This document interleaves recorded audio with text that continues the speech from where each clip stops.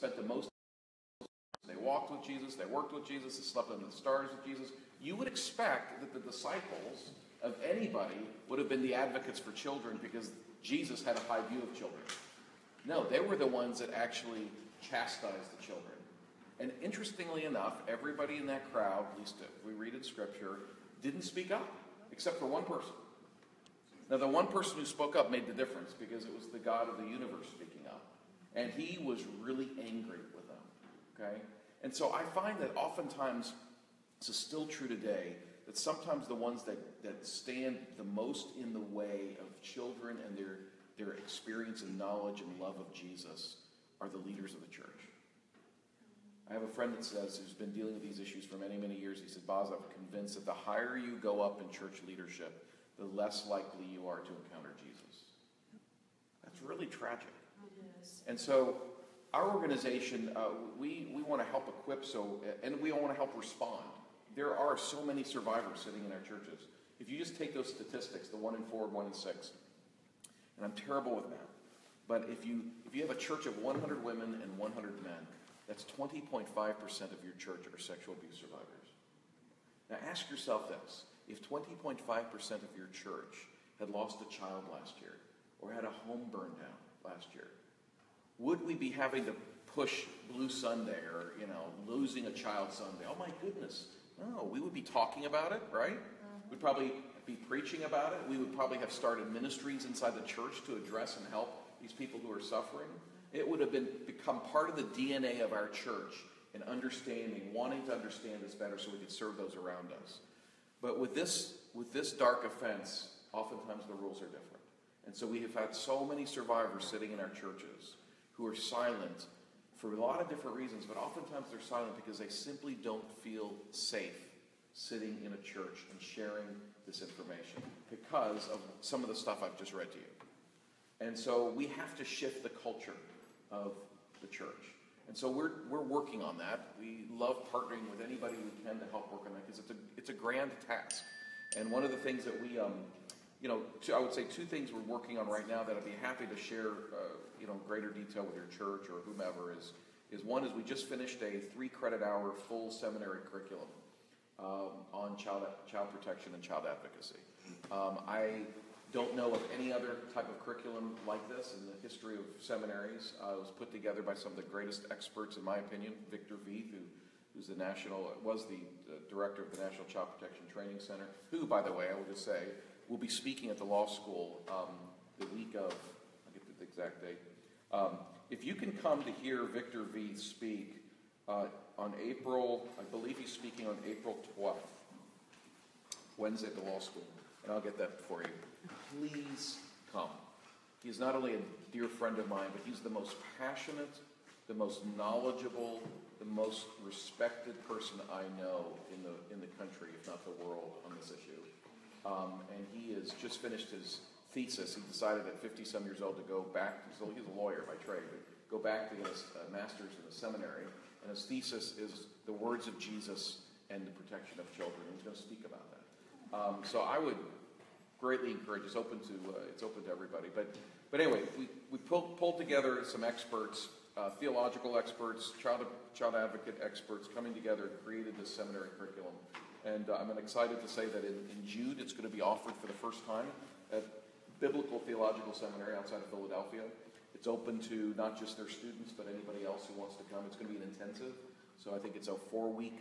You're doing a 4-week course, where part of it's online, and then every week you meet as a class for about 3 hours. Really excited about that. We're now approaching the Lilly Foundation to try to get this seminary curriculum, get the funding to get the seminary curriculum into every seminary in the country. Because if we can begin training pastors in the classroom and Christian leaders in the classroom before they get out and try to make decisions and do on-the-job training when these situations occur, our children will be safer. There's no doubt.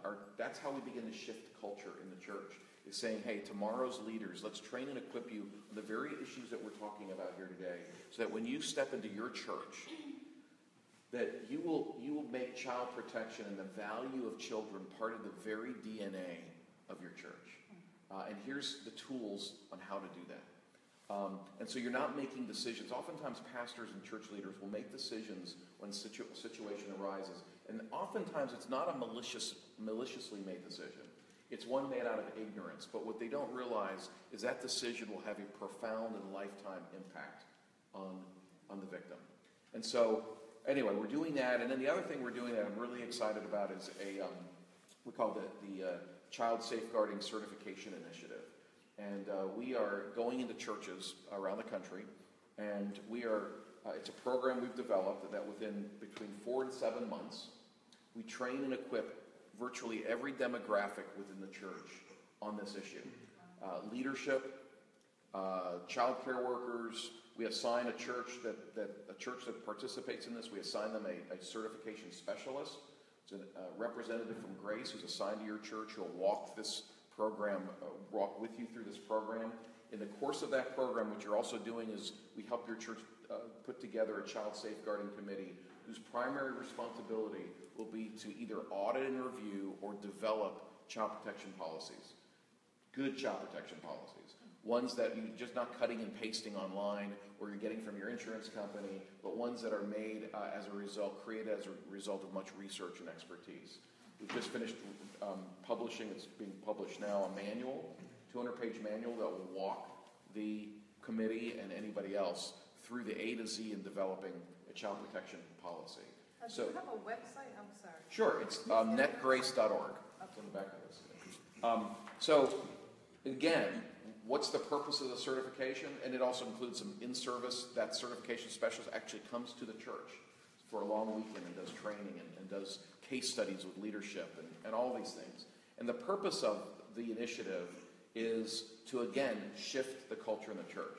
If I go into a church for a Saturday afternoon or Saturday and Sunday, and do some training, it's helpful.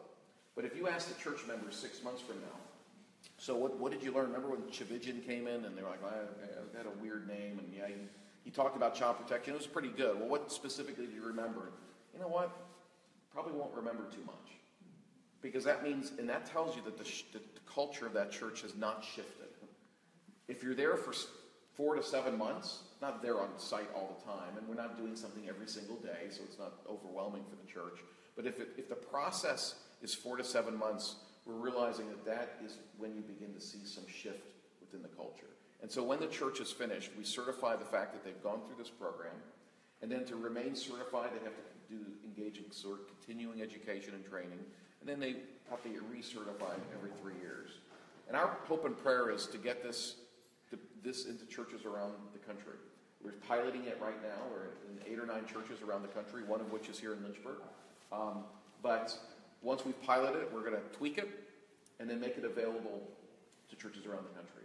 I'm excited about it because at the end of the day, a lot of the work G.R.A.C.E has done in the past has been to come in after these situations have occurred and to investigate and review how things were done and how things could be done differently. We're hoping and praying that post-investigative role that we have one day will diminish because they're actually, churches and organizations are doing the right thing from the beginning. And I'm hoping and praying that some of the work that we do and some of the work all of us do in this room will make a difference in the lives of the ones that I believe Jesus holds to the highest esteem. And those are little ones. The children are not the church of tomorrow. They're today's church.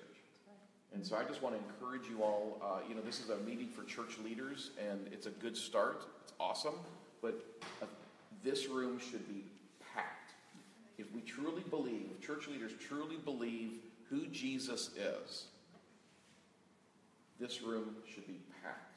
And that could be our goal for the coming months and the coming years. But I'm happy to answer any, I can't answer every question, certainly, but any questions you have about anything I've said. I will say this, let me just close on this. I have this quote from somebody who communicated with me. I think this is really important for churches to remember, especially in serving survivors. This person said, a primary reason why abuse victims are afraid of the church is because of the level of immaturity and ignorance they have experienced and how they are treated or handled by the community and leadership of a church. I think that's so true. And so let's work together to begin shifting that. And let me tell you something, when you begin shifting that, you'll get pushback. You get a lot of pushback. Either you're just being paranoid, or that's all you think about, and I just keep going back to that time where the disciples were pushing back, and Jesus stepped up. I really do believe, and I don't say this lightly at all, that when you do this, you are doing the work of Jesus. So that's sobering, but it's also should be incredibly encouraging for each of you. Boz, I just have one question, and it's about, again, it was so sobering to me just to hear you now say that the higher you go in the church, the further you get away from Jesus.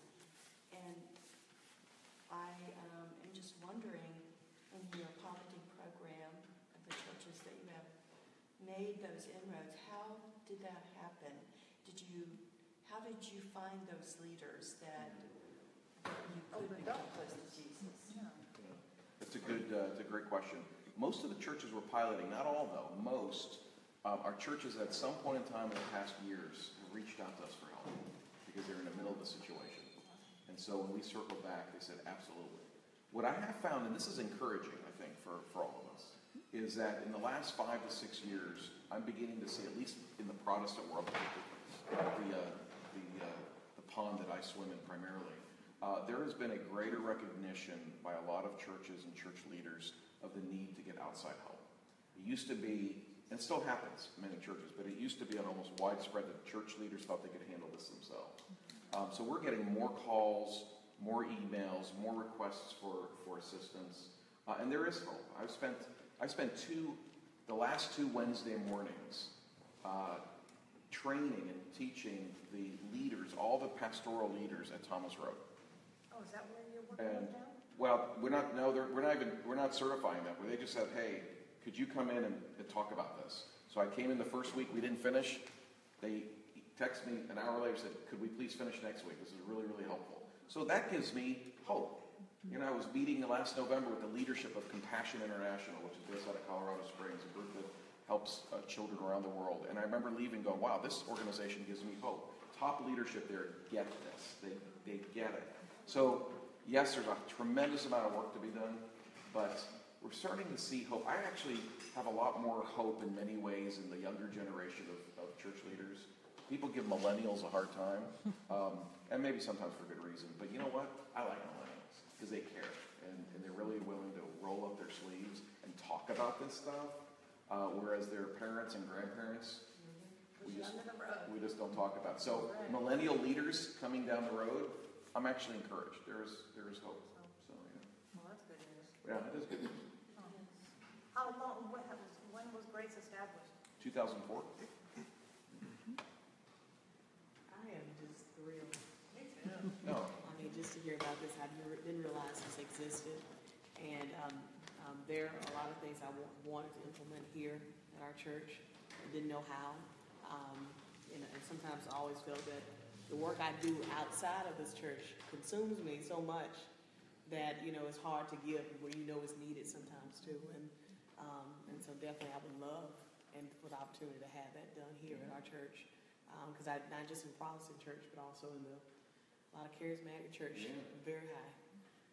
And definitely swept under the rug a lot of times. And so...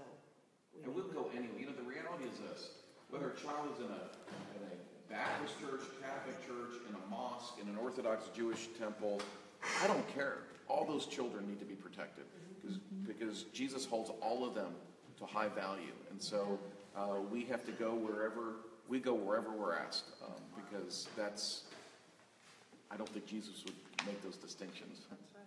So that's a good point.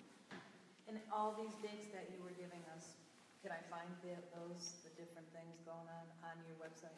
Yes, we are now literally in the process of doing brochures on the certification, the seminary curriculum. There's a tab on there, I think, on the website it's up there. We have a short video that we've developed that we're improving, but a short video on the certification initiative that we're working on. So, yeah. So pamphlets will be available to put outside the church? Yes, we are. Just 3 days ago, talked to the person who's working on that. So, yeah. But there are a lot of great resources on the website. Yeah. Right. Yeah.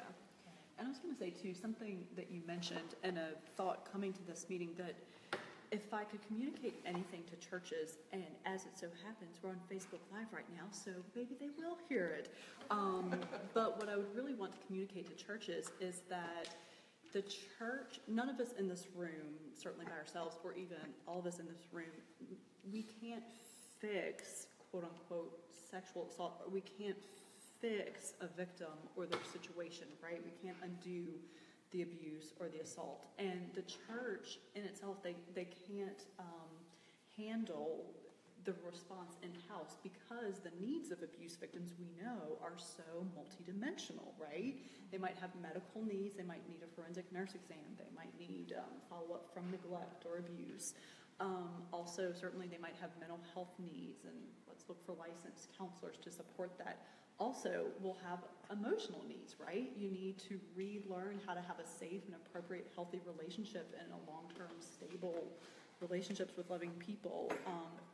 But the church is absolutely a good place to address the spiritual implications that come from abuse. And that's another thing that came from the things that victims said. I had a couple people message me privately, and they talked about, for example, for children who are exposed to abuse, sexual abuse, especially young, a lot of times addiction to pornography is an after effect, because once that hunger is awakened too early, then it has to go somewhere. And they talked about how isolated and guilty they feel as women when they hear pornography addressed from the pulpit. As a male issue, they feel like, oh, well, I clearly am the only woman struggling with this, and I'm just awful. So, yeah, dealing with the spiritual implications. And I know that I've heard you talk before about some of the spiritual implications that come from abuse. Did you want to mention any of those? I think whether you are a child inside the church or outside the church, there's always a spiritual dimension to this offense. And so oftentimes, inside the church especially, offenders know that. The most dangerous offender inside the church is not the one coming from outside making his way in. It's the one who's been born and raised in the church. Because he or she knows the words to use, the language to use, the theology of the church and how to distort that to keep a child silent. Defining sin to a young child as this is not sinful, but this is an act of love. And then when the child gets older and begins to recognize that maybe this is not correct, beginning to then chastise the child, saying, you're sinning, and you certainly wouldn't want anybody to know about this. When it's very similar to what you're saying about words matter, and preaching from the pulpit matters, what you say. And I try to tell pastors, if you're going to speak in a sermon about issues of sexuality or even premarital sexual contact and talk about how that's sinful, remember, there are survivors in your church, and there may even be child abuse victims who are being abused currently sitting in your congregation. And when you talk about it being sinful, extramarital or sex outside of marriage is sinful, ask yourself to listen to that through the ears of that victim. And then think about the offender sitting in the church and how they will use that and distort that to silence that victim, to say, you know what, you're doing exactly what that pastor said is wrong and sinful. You're really going to say something about it? You should be ashamed. And it keeps them silent. There's so many. What do you tell a child when the child asks, you're trying to tell them about Jesus? Or it doesn't have to be a child, an adult survivor. They say, it's great, it's really nice to hear about your Jesus, but where was that Jesus when my dad would come in every evening to my bedroom and molest me? I don't want to believe and love a God that would allow that to happen. Was he hiding in the closet watching? How do you answer that? If we don't respond, doesn't mean we have all the answers. So how do you respond to that? I think oftentimes people just want us to be genuine. And so when somebody asks me that question, I go, I don't know, and that pisses me off. I don't know. I'm a little angry with God about that. I don't get that. And I wrestle with that. I'm not going to try to come up with some pious response. Well, this is, like this one, God does everything for a purpose. It's all God. You kidding me? So you're telling me that my abuse was all for some greater purpose? If we apply that to any human situation, we'd say that's like a psychopath. But somehow if God does it, we're okay? So it's listening, acknowledging that we don't have the answers. Sometimes the only thing I can say is I don't know the answer to that question, and it really angers me as well, but I'm here, and I'm listening, and I'm going to walk this journey with you. I can tell you a little bit about Jesus, and that Jesus has experienced immense pain and betrayal. And in some ways, if we really believe that Jesus hung on a tree naked, he experienced humiliation and, in some degree, even abuse, sexual abuse. And so, again, just trying to not provide pat answers. I think Christians, we love to give, I think Bob Goff says, don't give any advice that rhymes. And I think we do. We love to give this type of advice that oftentimes rhymes something. They see through that. We don't. And so when a child goes, "What? Am I still a virgin in God's eyes?" We tell a child like that. So we have to be equipped, and I think what you said is really important, and that is we also have to know what tools are in our toolbox and which tools are not in our toolbox. And let's not be trying to hammer nails with screwdrivers. So when we realize that we don't have the right tools in our toolbox, to really get engaged in our community to know who has those tools, because sometimes the best way we can love and serve that wounded person is not to try to take it on ourselves, but to put them in contact with somebody who has those tools. Because if not, we oftentimes can do more damage to an already very wounded person. I have another question that probably will go back to your days as an attorney dealing with abuse cases. You know, the legal system right now, and I guess for many, many years, puts the victims in a more victimized position once they do come forward. And it becomes one of the reasons why victims are so hesitant to talk about what's happened to them is because of what happens to them in the legal system that we tell them that they will get justice, and oftentimes they do not get justice. How did you deal with that, and what do you think needs to change in terms of? Well, that could be the rest of the afternoon. In short, I would say this. I think the legal system can be very difficult for victims. However, I think what can make the difference is those who are part of the legal system, and I may focus on investigators and prosecutors for a moment. A prosecutor who is passionate about this work will make that process, as difficult as it may be, will make that process much easier for the victim. They will meet with that victim and their family early on. They're not going to meet with them a week before trial. They're going to develop a relationship with that victim and family. They're going to let them know, not only through their words, but through their actions, that they really care about this case. They're going to speak truth to the victim and their family, that, you know what, we may not get a conviction here. We're going to do everything we can. But ultimately, justice may not just be defined by a jury verdict, but justice could be defined by the fact that you're going to sit up on a witness stand and tell the whole world this individual's deep, dark, evil secret. That's justice. And to help them understand that, and when you hit a brick wall in a case, don't go, well, we need to settle it. We need to plea it out. You get really frustrated. And some cases have to be pled out. There's no doubt about it. I get so frustrated that when a prosecutor or investigator hits a brick wall, instead of figuring out a way, an ethical, good faith way around it, they walk away from it. How oftentimes we do this with victims who report offenses, whether it's law enforcement. Sometimes I see it at Title IX offices and universities, where we can communicate that we're really empathetic, but if you really dig below the surface, what we're trying to do is discourage them from reporting it. So, oh, this is terrible. I'm so sorry that this happened to you. This is going to be painful. You know, the process is really difficult. You know, if you report this, there are some benefits, but let me tell you, there are a lot of obstacles. And by the time you're done having that conversation with a traumatized person, they want nothing to do with reporting it. Exactly. Even though it sounds like you cared, sometimes there's ulterior purpose to it. And so I think that a lot of it is, it's really important to get people who want to be doing this type of work in it. I took my class last week to the ICAC unit in Forest, the Internet Crimes Against Children unit. We met 2 forensic investigators. They spend 6 hours a day going through all the materials, the child pornography materials that have been confiscated in these I can't even begin to comprehend the work they do. And one person asked one of the investigators, why do you do this? How do you do this? And she said, if I don't do it, somebody else has to. So why don't I do it? That's a real hero to me. And so those are the committed people. And so we need more people committed to that and not just doing it as a job, but doing it for a much greater purpose. Anyway, I've talked enough. That's good stuff. And the other thing that I would mention too, so something that was mentioned in your packet, is that as a church, because one thing that jumped out at me from these victim statements is that a lot of times the children, they don't know that the contact is inappropriate because, an adult is framing it for them, the sexual abuse.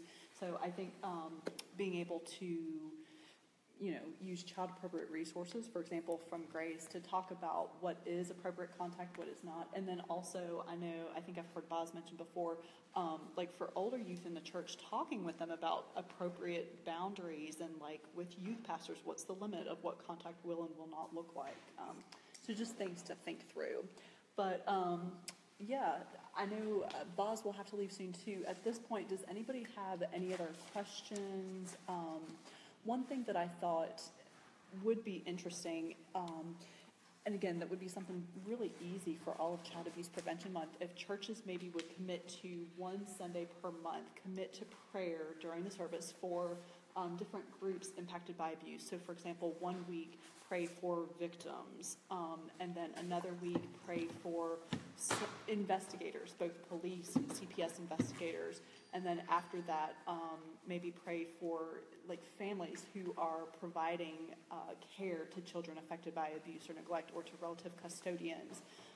And I thought, while we have people in the room who do work within the system, I thought it would be interesting to maybe get what would you articulate as your prayer needs that you would want churches to be praying for you about, to kind of get the ball rolling. Here's some of what I had written down.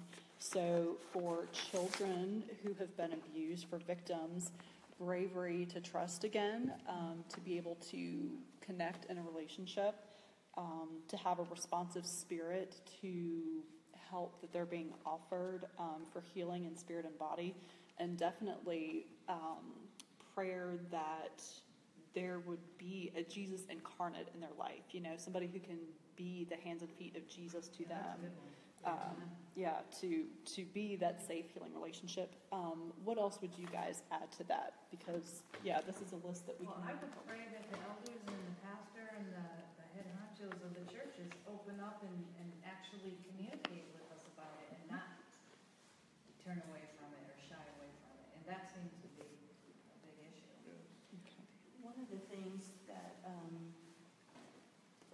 I just in reading statistics and our experience with CASA as well is many times perpetrators are also the victims of abuse.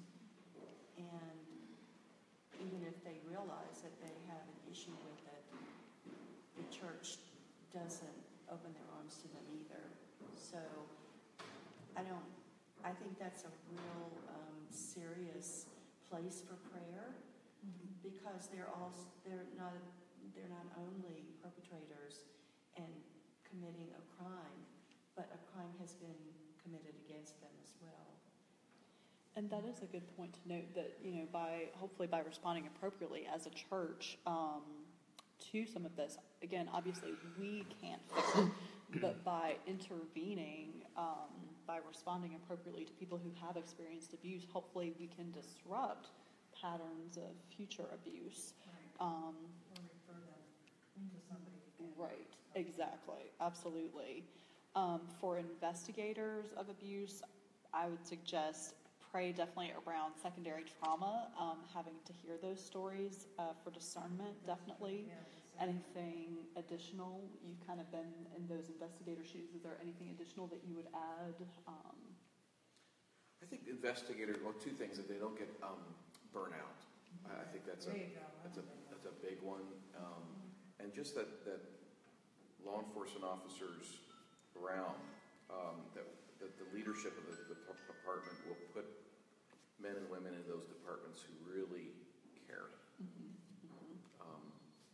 And then know when to rotate them out. And maybe especially just a prayer for those at the Internet Crimes Against Children unit. That is an in all the work I did, I didn't handle very many at all child pornography cases. And so I wasn't having to sit in preparation for a trial and watch stuff that is too dark to even begin to describe. And these are people that are doing this all of the time for good purposes. But I think it's dark, evil stuff, and they need prayer. So maybe we could almost pray like protection for their spirit as sort of a hedge around Pray that they don't get spiritual life. too desensitized. Yeah. Yep.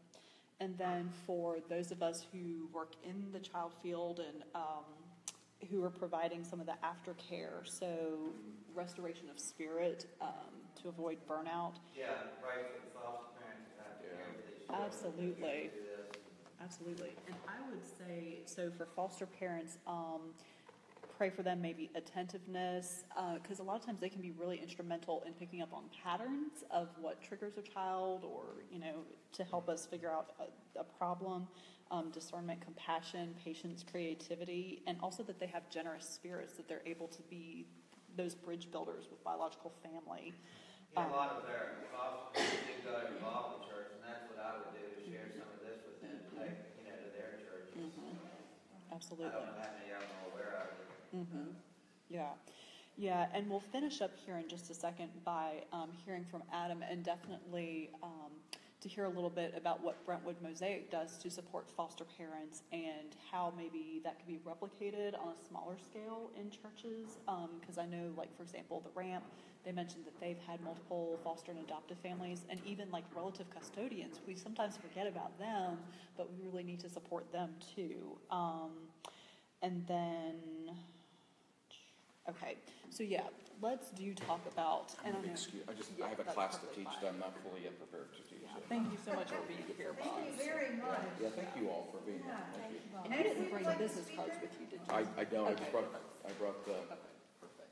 If we would like a speaker at our church, I can just contact you. Yeah, just email us on the.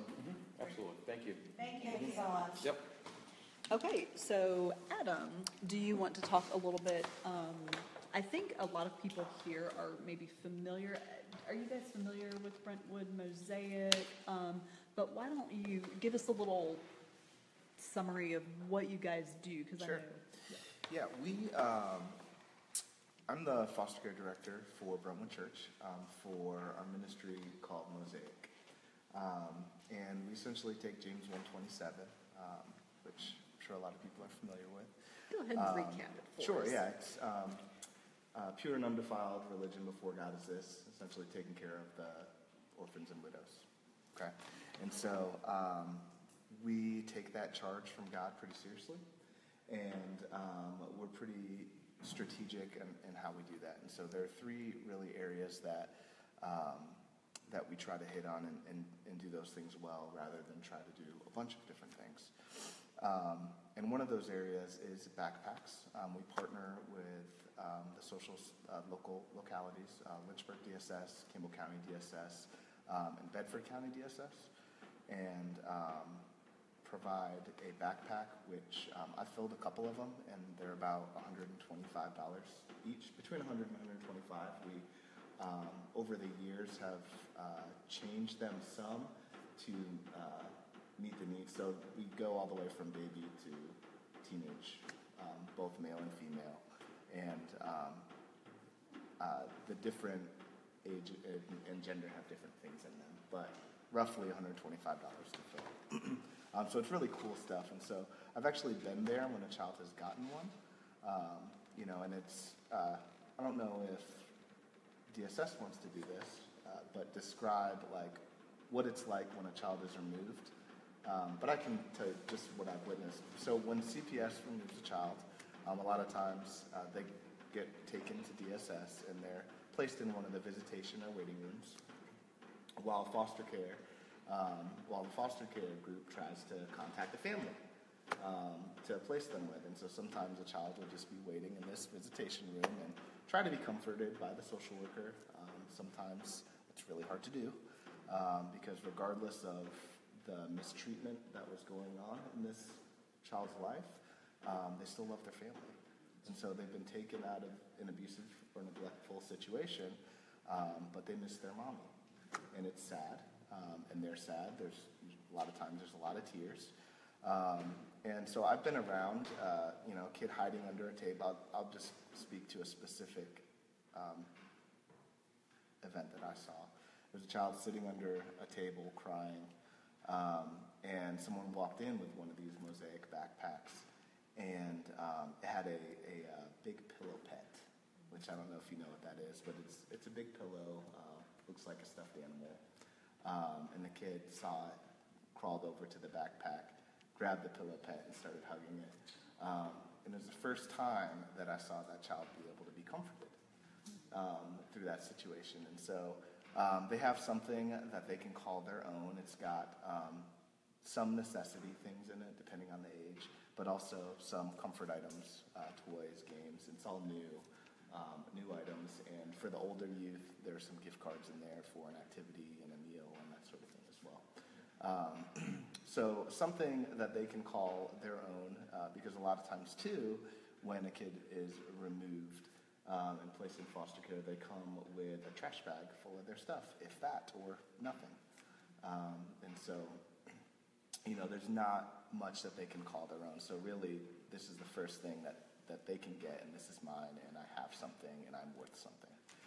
So that's why we do the backpacks. That's the story behind that. We love that, and so we, like I said, we partner with Lynchburg, Bedford, and Campbell, and we want to make sure that at all times they have those things to be able to give the kid. That's one of the things. One of the other things that we do is meals. So when a child comes into foster care, and are placed with a family, that family gets a card from the locality, and